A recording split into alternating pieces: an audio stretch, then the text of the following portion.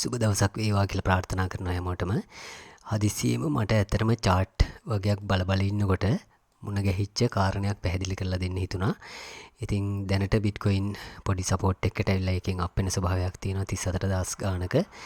එතකොට ඉතින් ඒක නෙමෙයි අතර මට පැහැදිලි කරන්න අවශ්‍ය වෙච්ච කාරණේ. ඒ කියන්නේ දැන් ගොඩක් කට්ටිය අපි දැකලා තිනවා YouTube වල ඊට පස්සේ හැම තැනකම වගේ Bitcoin සහ crypto market එක තවම තියෙන්නේ ලොකු bull run එකක කියලා තමයි ගොඩක් කට්ටිය අදහස් කරගෙන හිටියේ. ඒ කියන්නේ 40000ට වගේ එනකනුත් 40000 වගේ තියෙනකොටත් ඇත්තරම Bitcoin තවම bullish ඕක තවම උඩට ගොඩක් ලක්ෂයට විතර අප් වෙන්න පුළුවන්. ඒ වගේ අයිඩියා එක තමයි ගොඩක් කට්ටිය හිටියේ.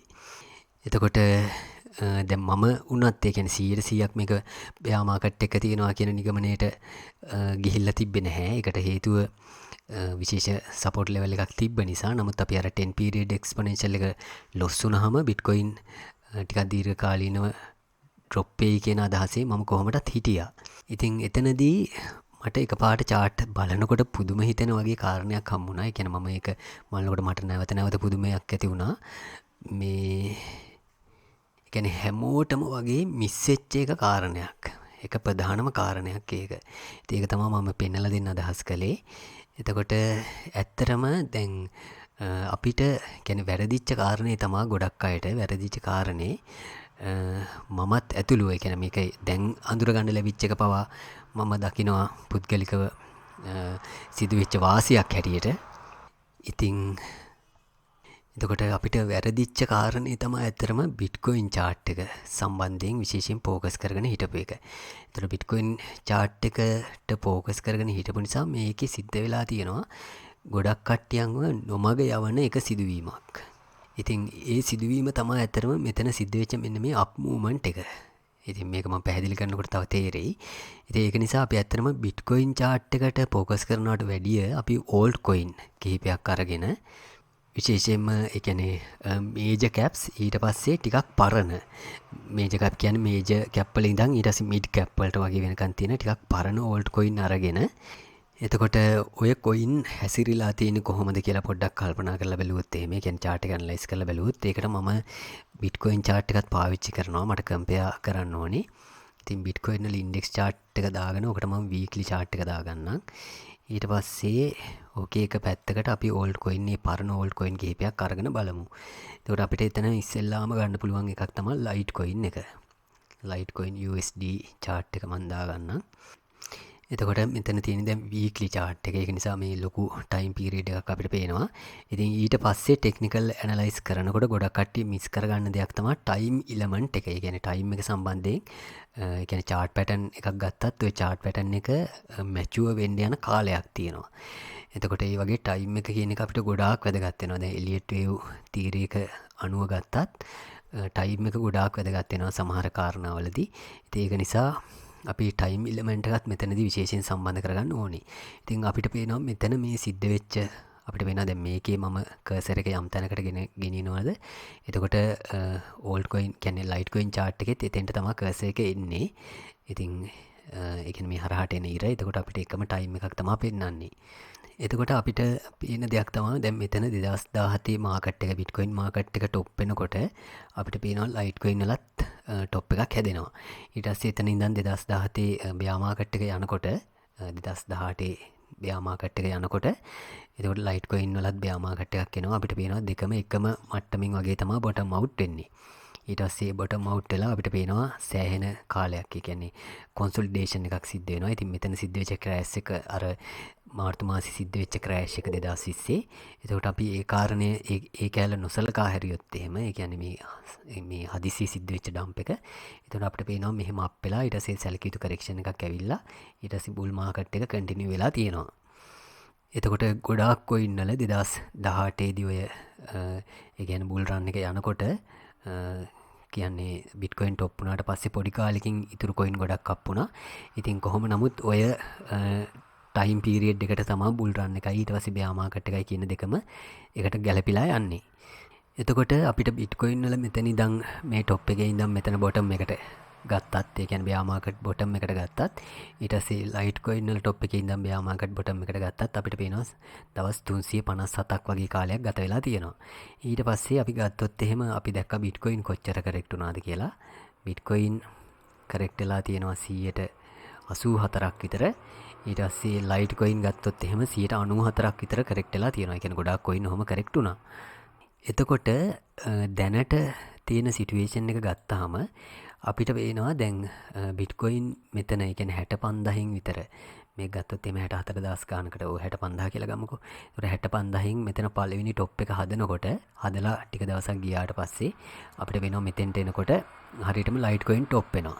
ඊට ස්ටොප් වෙලා ලයිට් කොයින් කරෙක්ට් වෙන්න පටන් ගන්නවා. ඊට පස්සේ බිට්කොයින් මෙතනදී මෙහෙම අප් මූව්මන්ට් එකක් සිද්ධ වුණාට අපිට පේන දෙයක් තමයි ලයිට් කොයින් ඕල් ටයිම් හයි එක බ්‍රේක් කරගෙන උඩට යන්නේ නැහැ.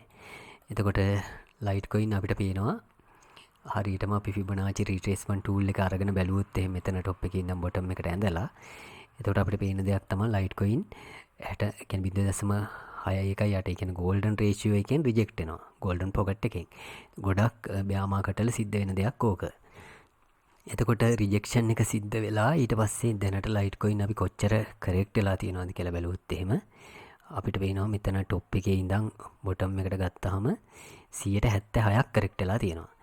ඊට පස්සේ අපි ඕකට ගත වෙච්ච කාලය මෙෂර් කරලා බැලුවොත් කොච්චර කාලයක් ගත වෙලා තියෙනවද කියලා හරියටම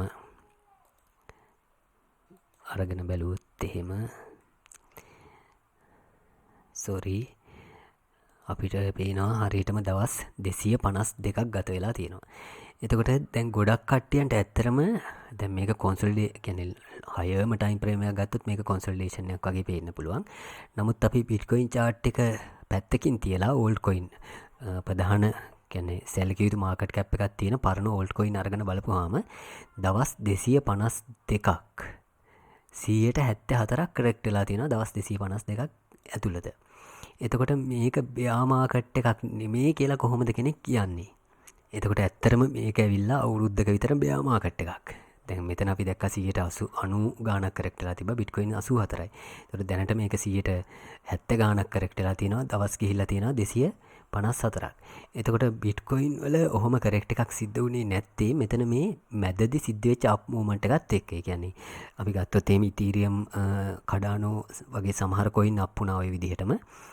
නමුත් අනිත් සියලුම කොයින් ගත්තාම ඒ කියන්නේ ගොඩාක් කොයින් ගත්තාම ඔය NFT ඇරෙන්නේ NFT වල හයිප් එකක් ඇවිල්ලා එකපාරට අප් වුණානේ ගිය අවුරුද්දේ. එතකොට එහෙම ඇරුණාම අපිට පේනවා මෙතන ඒ කියන්නේ බිට්කොයින් මෙතන টොප් වුණාට පස්සේ ඇත්තටම එතන ඉඳන්ම ලයිට් කොයින් ඊට පස්සේ අනිකුත් ගොඩාක් මේජර් කොයින්ස් සේරම වගේ තිබිලා තියෙන්නේ දිග බෙයා මාකට් එක.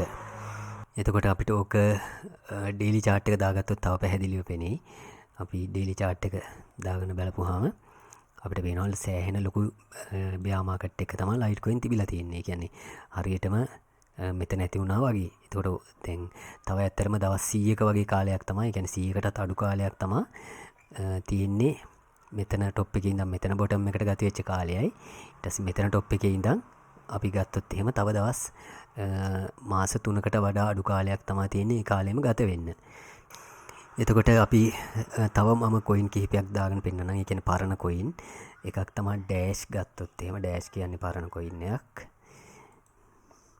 අපිට පේනවා ඩෑෂ් හරියටම টොප් වෙලා තියෙන්නේ මේ টොප් එකේදී.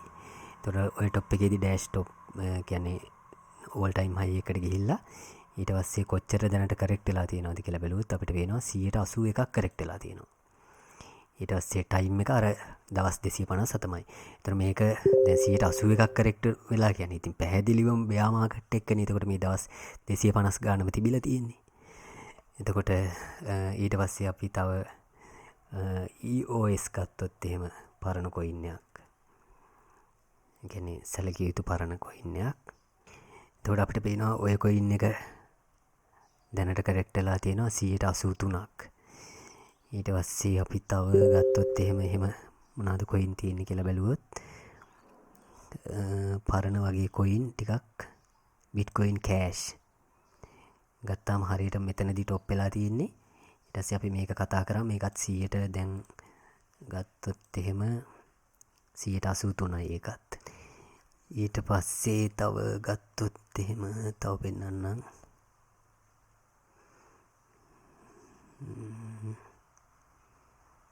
අපි ETC ගත්තොත් එහෙම හරියටම එතනදි ටොප් වෙලා. ඒ කියන්නේ මේවා දවස් දැන් 200 ගානක විතර බෙයා මාකට් එක මේ තිබිලා තියෙන්නේ. 90%ක් විතර කරෙක්ට් වෙලා තියෙනවා. එතකොට තව ටිකක් මෑතක තිබ්බ අල්ට් කොයින් එක ගත්තොත් ෆයිල් කොයින් එක ගත්තාම හරියට මෙතනදී තමයි টොප් අවුට් වෙලා තියෙන්නේ. ඒතර අපිට පේනවා දැනට මේවා හොඳ කොයින් ඇත්තටම ෆයිල් කොයින් කියන්නේ 92%ක් කරෙක්ට් වෙලා තියෙනවා. එතකොට ඊට පස්සේ ගත්තොත් තව මොකද්ද?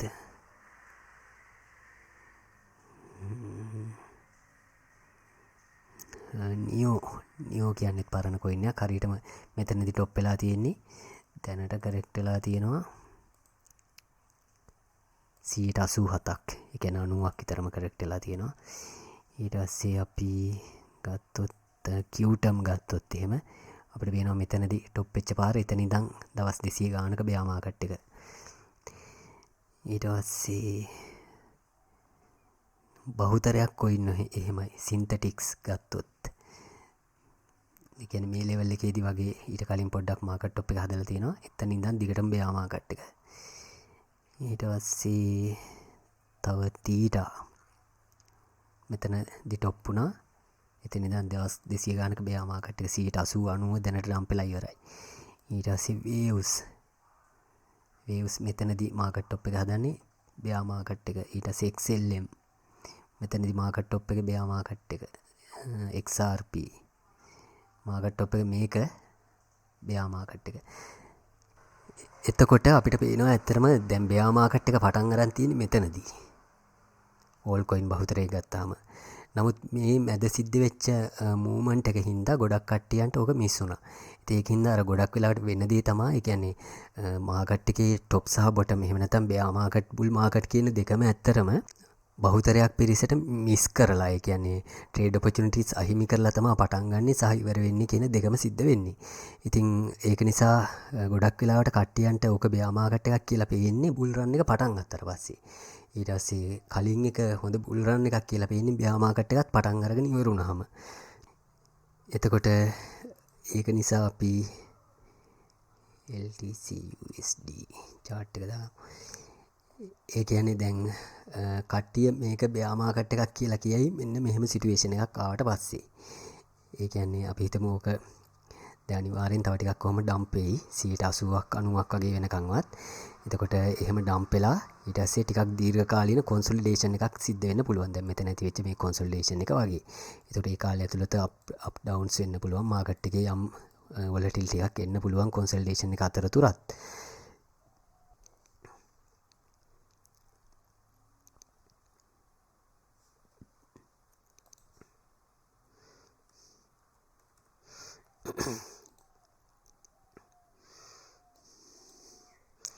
එතකොට කොහොම හරි එහෙම කොන්සොලිඩේෂන් එකකට පස්සේ එතකොට සමහරවිට 2024 මුල වගේ වෙලාවක් තිබ්බොත් එහෙම නැත්තම් බොටම් අවුට් වෙලා ඊට කලින්ම පටන් ගත්තොත් ඊට පස්සේ ඔහම අප් වුණා කියලා හිතන්නකෝ. මාකට් එක ඊට පස්සේ අප් වෙනවා. ඔහම ආය රැලි එකක් හැටියට බුල් රන් එකක්. අන්න එතකොට ගොඩක් කට්ටිය කියන්නේ මේ තිබ්බේ 2021 2022 බෙයා මාකට් එක. ඔන්න බෙයා මාකට් එක කියලා කියන්නේ ගොඩක් වෙලාවට එතකොට. ඉතින් එතකොට බෙයා මාකට් එක ඉවර වෙලා ඒකේ බොටම් එකත් හදලා මාකට් එක අප් වෙලාත් ඉවරයි. ඉතින් ඒක නිසා ඇත්තටම ওই කාරණේ කියන උඩදී අඳුර ගන්න අවස්ථාවක් තිබ්බනම් උඩදී අඳුර ගන්න එක සෑහෙන අමාරු දෙයක්. ඉතින් නමුත් අපි ඒකයි ওই පාෂලි ප්‍රොෆිට් ගන්න කියලා කියන්නේ හැම වෙලෙම. ඉතින් බිට්කොයින් වලත් මම අප් වෙනකොට ටික ටික ප්‍රොෆිට් ගත්තා. එතකොට ඊට පස්සේ දැනට අපිට මේක මෙහෙම හරි අඳුර ගන්න ලැබිච්ච එක.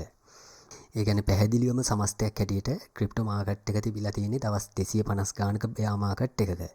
එතකොට ඒ බෙයා මාකට් එකේ දැනට බහුතරයක් කොයින් 80-90 දැනටම ඩම්ප් වෙලා ඉවරයි. එතකොට ඒක නිසා අපිට පේනවා දැන් ක්‍රිප්ටෝ මාකට් එක කියන එක අපිට පේනවනේ ලයිට් කොයින් 400 තිබ්බ එක දැන් තියෙන්නේ 106 වගේ. ඊට පස්සේ දැන් කොම්පවුන්ඩ් වගේ කොයින් එකක් ගත්තොත් එහෙම හොඳම ප්‍රොජෙක්ට් එකක්නේ කොම්පවුන්ඩ් කියන්නේ. ඉතින් අපිට පේනවා 1000ට විතර 910ට අප් වෙච්ච එක දැන් තියෙන කීයද තිබ්බ තැනමයි 116ට වගේ බහැලා. එතකොට මේක බෙයා මාකට් එකක් නෙමෙයි නං කාලයත් එක්කත් ගත්තාම එතකොට මොකක්ද හිටිය කියලා මට අමතක වුණා කොහොම හරි කෝල් එකක් ආවා. එතකොට يعني කොම්පවුන්ඩ් ගත්තාම තිබ්බ තැනටම වගේ බැහැලා තියෙනවා. ඉතින් මේක ඇත්තටම පැහැදිලිවම තිබිලා තියෙන්නේ කවුරුවත් කතා වුණේ නැති වුණාට ඕල්ඩ් කොයින් බහුතරයක් තිබිලා තියෙන්නේ පැහැදිලි ලෝන් ටර්ම් බෙයා මාකට් එක. ඒ කියන්නේ අවුරුද්දකට ආසන්න කාලයක බෙයා මාකට් එක. ඉතින් ඕක පදනම් කරගෙන ඒ කියන්නේ මම ආපු නිගමනය තමා හිතුවට වැඩිය ඉක්මනින් ඔය බෙයා මාකට් එක විශේෂයෙන් ඕල්ඩ් කොයින් සම්බන්ධය ගත්තාම ඕක ඉවර වෙන්න පුළුවන්. ඒකට හේතුව දැනටත් දවස් 200 ගාණක් ගත වෙලා තියෙනවා. ඉතින් දවස් අපි දැක්ක කලින් අවස්ථාවල ලයිට් කොයින් වගේ ඒවා දවස් 357ක් වගේ තමයි දිගට ගිහිල්ලා තියෙන්නේ. ඊට පස්සේ බොටම් එකක් ඇවිල්ලා තියෙනවා.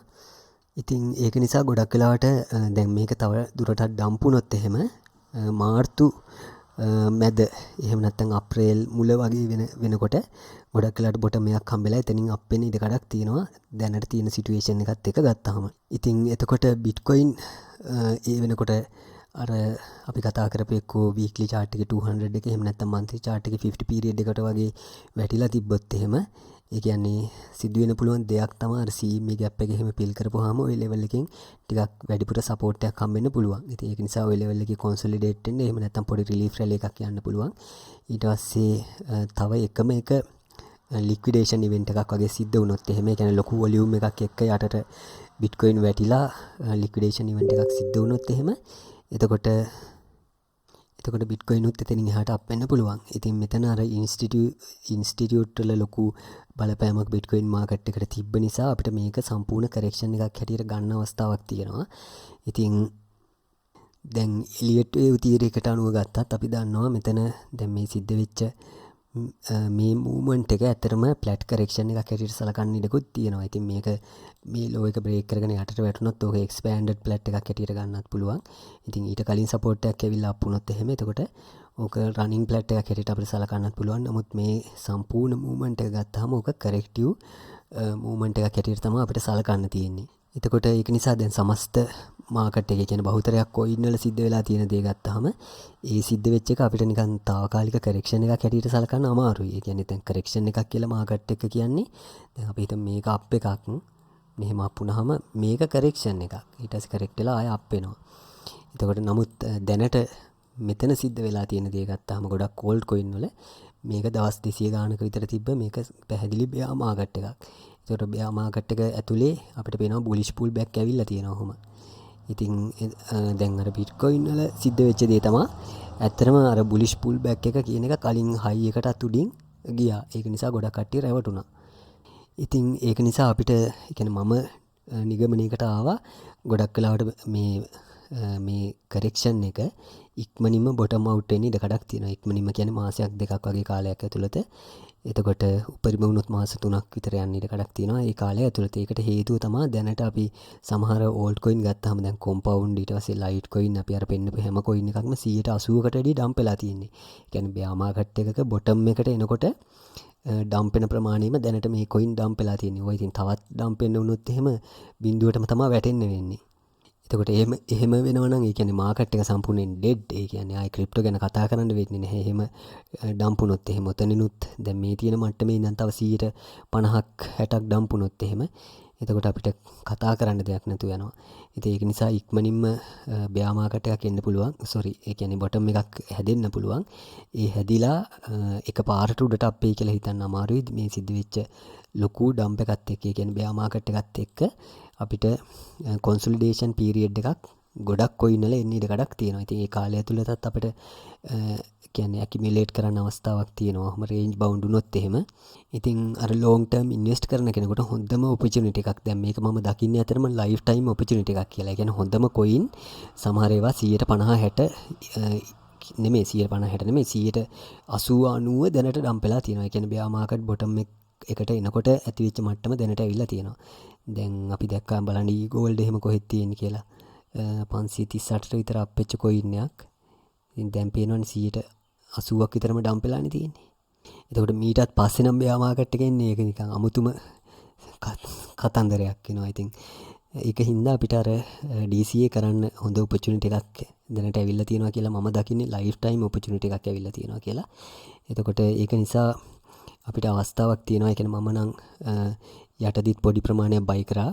ඉතින් අපි හිතමු කෙනෙකුට ටිකක් හොඳ කැපිටල් එකක් තියෙනවා නම්, හදාගන්න පුළුවන්කමක් තියෙනවා නම්, එතකොට ඒක කොයින් කිහිපයකට ඩයිවර්සිෆයි කරන්න පුළුවන්. ඒ කියන්නේ කොයින් 10ක් විතර අපි ගත්තොත් එහෙම, එතකොට ඒවත් කැටගරි කරලා, ඒ කියන්නේ උදාහරණයක් හැටියට Web3 වල, ඊට පස්සේ ගේමින් පැත්තේ, ඊට පස්සේ NFT පැත්තේ, ඊට පස්සේ රිස්ක් එක අඩු බිට්කොයින් වගේ පැත්තක එහෙම කොයින්ස් වල අපිට එක එක කොයින් වලට පර්සන්ටේජ් එකක් වෙන් කරලා ඊට පස්සේ ඒවත් පොඩි කොටස් වලට කඩා ගන්න පුළුවන්. දැන් උදාහරණයක් හැටියට බිට්කොයින් කවුරු හරි කෙනෙක් බයි කරනවා නම්, එතකොට එයාට පුළුවන්කමක් තියෙනවා දැනට තියෙන ලෙවල් එකෙන් 10%ක් විතර බයි කරනවා. ඊට පස්සේ 30000 කිට්ටුව කොහොමද 30000 කියන්නේ ලොකු ස්ට්‍රෝංම සපෝට් එකක්. ඉතින් ඒ ලෙවල් එකට බැරි වෙලාවත් ආවොත් එහෙම ටිකක් කොන්සොලිඩේට් වෙන්න පුළුවන් යම් කාලයක්, පොඩ්ඩක් උඩට අප් වෙලා හරි. ඊට පස්සේ එතකොට ඒක නිසා 30000න් විතර තව 10%ක් විතර බැරි වෙලාවත් ඔය ලෙවල් එක ලොස් වෙලා 27 25 වගේ සෝන් වලට වැටුනොත් තව 20%ක් විතර. ඊට පස්සේ 20000ට විතර අර ඒ කියන්නේ 200 පීරියඩ් එක කිට්ටුවට වගේ වැටුනොත් වැඩි ප්‍රමාණයක් බයි කරන්න අවස්ථාවක් තියෙනවා. එතකොට ඒක නිසා දැන් තියෙන ලෙවල් වල ඉඳන්ම DCA කරන්න. ඒ කියන්නේ කොයින්ස් බයි කරන්න මම අදහස් කරගෙන ඉන්නවා. සේරම එකපාර නෙමෙයි. අර ටික 10 15 ඒ වගේ පොඩි ප්‍රමාණ වලින්. ඉතින් එතනදී අපිට විශේෂයෙන් ફોකස් කරගෙන ඉන්න පුළුවන් අපි අර කතා කරපු කොයින්. දැන් අපිට පේනවනේ දැන් මේ කොයින් එක ආවේ කියන එකත් හොඳ ප්‍රොජෙක්ට් එකක් නේ. එතකොට ඕක 600 ගානකට ගිහිල්ලා අපිට පේනවා දැනට 80ක් විතර ඩම්ප් වෙලා තියෙනවා. එතකොට ඒකට දවස් 200 ගානක් ගිහිල්ලා තියෙනවා. ඉතින් ඒක නිසා ওই වගේ ප්‍රොජෙක්ට් ඊට පස්සේ තව අපිට Web3 ප්‍රොජෙක්ට් ගැන විශේෂයෙන් මොනිටර් කරගෙන ඉන්න අවස්ථාවක් තියෙනවා. එතකොට ඒ යටතේ එක කොයින් එකක් තමයි ෆයිල් කොයින් එක කියන්නේත්. ඊට පස්සේ තව අපිට ගැලා සම්බන්ධයෙන් අවධානය යොමු කරගෙන ඉන්න පුළුවන්. මේක දැනට තිබ්බ තැනටම වැටෙන්න තව පොඩ්ඩයි තියෙන්නේ. ඊට පස්සේ HNT Helium කියන්නේ Web3 ප්‍රොජෙක්ට් එකක් හොඳ. ඊට පස්සේ ICP කියන්නේත් එහෙම එකක්. මේක දැන් නැත්තරම නැති වෙන්න බහැලා තියෙන්නේ.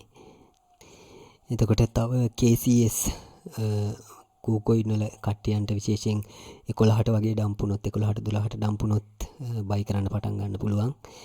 ඊට පස්සේ කුසාමා ඊට පස්සේ ඩොට් ඊට පස්සේ ලයිට්කොයින් වගේවත් පොඩි ප්‍රමාණ වලින් අවශ්‍ය නම් බයි කර හැකි. ඊට පස්සේ නිය දැන් මේක නම් ගොඩාක් ඩම්ප් වෙලා නැහැ අප්පෙච්ච ප්‍රමාණය හැටියට. ඊට පස්සේ ඕෂන්. ඉතින් ඕෂන් කියන්නේ ගොඩක් ඉදිරියේදී Web3 වලට සම්බන්ධ ප්‍රොජෙක්ට් එකක්. ඒක ගොඩක් අප් වෙන්න පුළුවන්. ඊට පස්සේ NWC අපිට පේනවා මෙතන අර බිට්කොයින් 64000 දී ඩ්‍රොප් වුණාට පස්සේ එතන ඉඳන් බෙයා මාකට් එක තියෙන්නේ තිබ්බ තැනටම වැටිලා තියෙනවා. ඉතින් මේකත් හොඳ කොයින් එකක් කූකොයින් වල වගේ තියෙන. ඊට පස්සේ Qtum අපි පෙන්නවා Qtunuත් ඒ සිද්ධියමයි බෙයා මාකට් එකමයි මේ. ඒ ගැන නම් කිසි සැකයක් නැහැ. ඉතින් සමහර කෙනෙක් මාත් එක්ක එකඟ නොවෙන්න පුළුවන්. නමුත් දවස් 200 ගානකුත් ගත වෙලා ඊට පස්සේ 80ක් 90ක් බහැලත් තියෙද්දි ඒකට බෙයා මාකට් එකක් කියන්නේ නැත්තම් ඉතින් මොකේටද බෙයා මාකට් එකක් කියන්න පුළුවන් කියලා මට තේරෙන්නේ නැහැ. එතකොට සොලානා සම්බන්ධිනුත් අවධානයෙන් ඉන්න පුළුවන්. සින්තටික්ස් කියන්නේත් ඇත්තටම නරක ප්‍රොජෙක්ට් එකක් නෙමෙයි හොඳ ප්‍රොජෙක්ට් එකක්. ඊට පස්සේ සුෂි තීටා පේනවනේ තියෙන තැන කොහෙද කියලා. මේක තමයි බෙයා මාකට් එක ඔය සිද්ධ වෙච්ච එක. ඒකේ දැන් තියෙන බොටම් එකේ. ඒකයි අපිට බයි කරන්න ඔපචුනිටි එකක් ඇවිල්ලා තියෙන්නේ දැනට. ඊට පස්සේ වේව්ස් යුනි වගේ කොයිනුත් හොඳයි. ඊට පස්සේ තව විශේෂයෙන් එක කොයින් එකක් තමයි DYDX කියන කොයින් එක. එතකොට ඒක ගැන අවධානයෙන් ඉන්න පුළුවන්. ඒකට හේතුව අර ඒ කියන්නේ ඩිසෙන්ට්‍රලයිස්ඩ් ෆියුචර්ස් ට්‍රේඩින් ප්ලැට්ෆෝම් එකක් නිසා ගොඩක් වෙලාවට ලොකු අනාගතයක් තියෙන ප්‍රොජෙක්ට් එකක් වෙන්න පුළුවන් DYDX කියලා කියන්නේ. එතකොට ඔහොම ඒ කියන්නේ ටිකක් වැඩි කැපිටල් එකක් කෙනෙකුට හදාගන්න අවස්ථාවක් තියෙනවා නම් මේක හොඳ ඔපචුනිටි එකක් හැටියට මම දකින්නේ. ඒ කියන්නේ එකපාරට තියෙන සීර මේක කොයින් එක දාන්න නෙමෙයි. අවුරුදු දෙක තුනක් වගේ හෝල් කරගෙන ඉන්න බලාගෙන ඩොලර් කොස්ට් ඇවරේජ් කරන්න පොඩ. මොකද මං කියන්නේ මේ දැනට තියෙන ලෙවල් එක බොටම් එක කියලා. ඕකේ යටට තව වැටෙන්න පුළුවන්. යටට වැටුනොත් අපිට ඩොලර් කොස්ට් ඇවරේජ් කරගන්න අවස්ථාවක් තියෙන්න ඕනේ. එතකොට අපිට පේනවා YFI වගේ ආයමත් තිබ්බ තැනට වැටිලා තියෙනවා. සිලිකා කියන්නේ හොඳ ප්‍රොජෙක්ට් එකක් මේ මට්ටමට වැටිලා තියෙනවා. ඉතින් ඔහොම හොඳ ප්‍රොජෙක්ට් ඊට පස්සේ පොඩි රිස්ක් එකක් තියෙන ලෝ කැප් ප්‍රොජෙක්ට් අපිට බලන්නත් පුළුවන් කොයින් මාකට් කැප් වගේ ගිහිල්ලා ඒක අර කැටගරිස් යටතේ විශේෂයෙන් web3 ඊට පස්සේ play to earn ඊට පස්සේ game projects play to earn කියන්නේත් එහෙම ඒවා ඊට පස්සේ තව ගත්තොත් එහෙම NFT සමහර ඒවා සම්බන්ධිනුත් අපිට ફોකස් කරන්න අවස්ථාවක් තියෙනවා සෑන්ඩ් වගේ කොයින් ගැන ඊට පස්සේ එහෙම කොයින් බලලා DCA කරන්න මම පටන් ගන්නවා පුද්ගලිකව රිස්ක් එකක් අරගෙන ඒ කියන්නේ අලුතෙනුත් USDT ටිකක් buy කරලා එහෙම කරන්න මම අදහස් කරගෙන ඉන්නවා. ඉතින් ඕක මම ෂෙයා කරේ මට අර chart එක බලනකොට ස්ථීරවම මේ කවුරුවත් කතා වුණේ නැතුවට ඇත්තටම දවස් 200 ගානක මේක තිබිලා තියෙන්නේ පැහැදිලි ලොකු bear market එකක. ඉතින් ඒකේ bottom එකට කිට්ටුව තමයි දැනට තියෙන්නේ. ඉතින් ඕක මිස් කරගන්නවා. ඔය bottom එක ගොඩක් අය මිස් කරගන්නවා. ඊට පස්සේ ඕක bear market එකක් කියලා කතා වෙන්න පටන් ගන්න ඕක අප් වුණාම. ඉතින් ඒක නිසා දැන් ඇත්තටම මේක අපිට උඩදී අඳුර ගන්න තිබ්බනම් ගොඩක් හොඳයි. නමුත් එහෙම අඳුර ගන්න අවස්ථාවක් තිබෙන්නේ නැති නිසා යටදී හරි කෙනෙකුට හරියට අඳුරගත්තා නම් එතකොට යාට ඉදිරියේදී සිද්ධ වෙන බුල් රන් එකකට ලෑස්ති වෙන අවස්ථාවක් තියෙනවා. ඉතින් ඒ කාරණා ටික තමයි මට කියන්න අවශ්‍ය වුණේ. ටිකක් දිග වෙන්නේ නැති. නමුත් ප්‍රයෝජනයක් ගන්න පුළුවන් වෙයි කියලා හිතෙනවා. එකඟ නුනට කමක් නැහැ. නමුත් ওই කාරණා ටිකත් සැලකිල්ලට ගන්න මෙහෙම දෙයක් සිද්ධ වෙන්නත් ඉඩ කඩක් තියෙනවා කියලා. හොඳයි. සුබ දවසක් වේවා කියලා ප්‍රාර්ථනා කරනවා හැමෝටම.